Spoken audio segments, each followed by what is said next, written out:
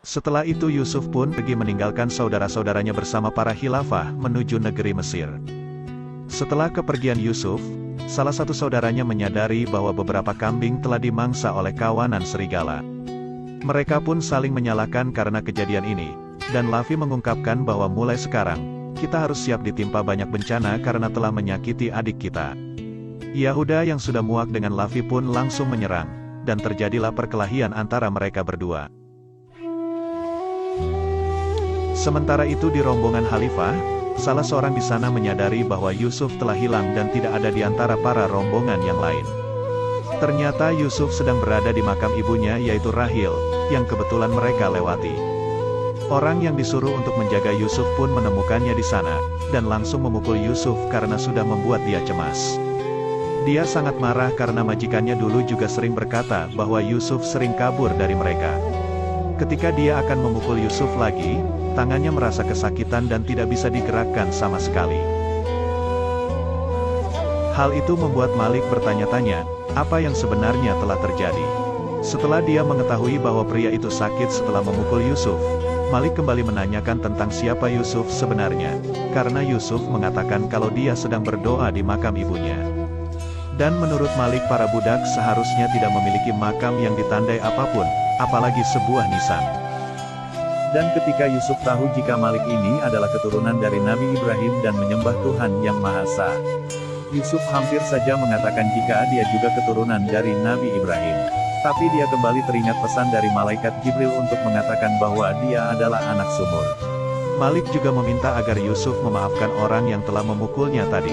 Yusuf mengatakan bahwa dia dididik untuk tidak membenci orang dan akan memaafkan orang tadi. Di sisi lain, saat para saudara sampai di Kan'an, Yakub kembali bertanya kepada mereka, apakah mereka menemukan Yusuf?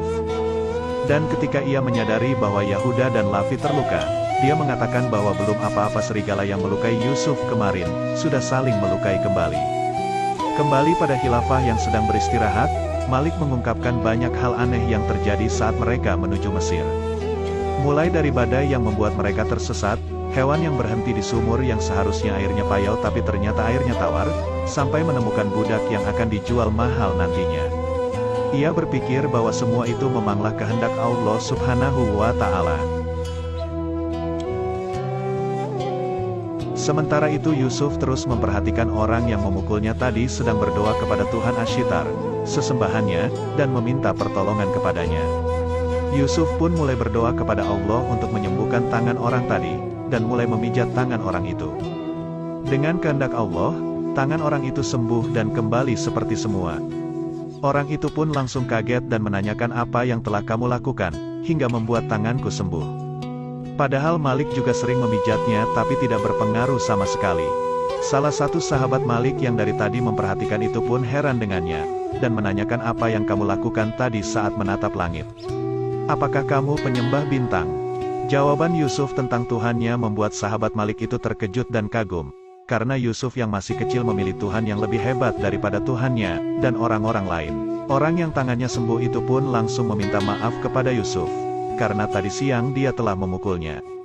Yusuf sebenarnya rela dipukul oleh orang itu, jika nantinya dia akan mendapatkan hidayah dari Allah.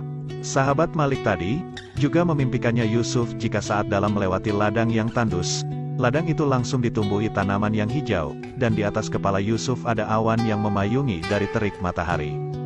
Hal itu membuat dia mulai bertanya-tanya, siapakah sebenarnya Yusuf ini? Siang harinya, kejadian tadi malam itu diceritakan kepada Malik, tapi Malik mengira bahwa dia sembuh karena Yusuf sudah memaafkannya. Tapi sahabatnya mengira bahwa Yusuf ini adalah salah satu wali dari Tuhan. Tak berselang lama, ada seorang kakek-kakek yang sedang sakit, dan Malik mengira bahwa umurnya tidak akan panjang lagi. Yusuf yang merasa kasihan pun selalu menemani kakek itu dalam perjalanan dan selalu mendoakannya. Dia juga mengatakan kepada sang kakek, bahwa hidup dan mati adalah keputusan Allah, dan menyuruhnya agar tidak putus asa. Yusuf terus berada di sisinya dengan memijat-mijat sang kakek, dan dengan kehendak Allah kakek itu akhirnya bisa bangun dan bisa berjalan seperti layaknya saat dia sedang sehat. Sahabat Malik yang terkejut pun kembali menanyakan ke Yusuf, apakah dia yang menyembuhkan kakek itu, sama seperti dia menyembuhkan tangan Kitmir. Nabi Yusuf berkata bahwa yang menyembuhkan sang kakek adalah Allah. Dia hanya berdoa agar Allah menyembuhkannya. Hal itu membuat rombongan dan Malik merasa terkejut. Saat mereka melanjutkan perjalanan, Malik menjelaskan kepada Yusuf tentang negeri Mesir yang maju, dan memiliki pemerintahan yang jelas. Yusuf kembali berdoa kepada Allah dan memasrahkan dirinya di negeri asing yang akan segera Yusuf datangi itu. Singkat cerita, mereka akhirnya tiba di perbatasan negeri Mesir yang dijaga oleh tentara penjaga. Yusuf merasa pakaian mereka sangat aneh.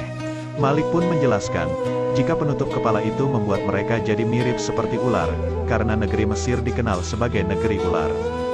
Dan penduduk Mesir percaya bahwa negeri mereka dijaga oleh seekor ular yang besar.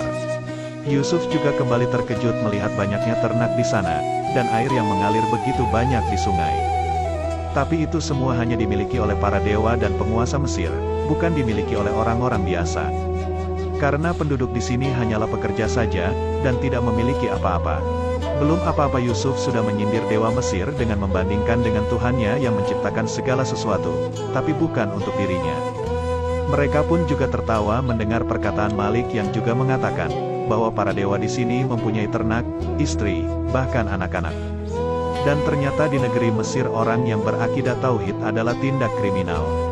Malik berpesan kepada Yusuf, jangan sampai dia membicarakan dewa Mesir, apalagi menghinanya. Malik juga mengatakan kepada sahabatnya, bahwa Yusuf akan segera dijual di pasar budak, dan mereka akan mendapatkan keuntungan yang sangat besar. Namun sahabatnya berpikir bahwa seharusnya mereka tidak menjual Yusuf. Setelah para khilafah sampai di kota Tebs, Yusuf terus terpana melihat keindahan kota yang belum pernah ia lihat sebelumnya. Malam harinya saat mereka beristirahat, sahabat Malik kembali menanyakan siapa sebenarnya Yusuf. Dia juga mengatakan bahwa Tuhan-Tuhannya amat lemah dibandingkan dengan Tuhan Yusuf. Dia juga mulai penasaran dengan Tuhan Yusuf itu, dan meminta Yusuf untuk menceritakan tentangnya. Dan pada akhirnya dia juga ingin beriman kepadanya dan meninggalkan Tuhan-Tuhan sebelumnya. Yusuf berkata, bahwa dia sebenarnya sudah beriman kepada Allah, karena dia sudah bisa menjelaskan tentang keagungan dan kekuatan Allah pada Yusuf. Dan terlebih lagi dia menganggap lemah Tuhan-Tuhan sebelumnya yang ia sembah. Itulah keimanan sejati, kata Yusuf. Lagi-lagi dia menanyakan siapa sebenarnya Yusuf karena dia menganggap Yusuf lebih mulia dari mereka semua. Yusuf pun mengatakan bahwa dia tidak bisa menjawab pertanyaan itu, karena semua ini adalah kehendak Allah, dan Allah lah yang membawa Yusuf ke Mesir untuk suatu tujuan.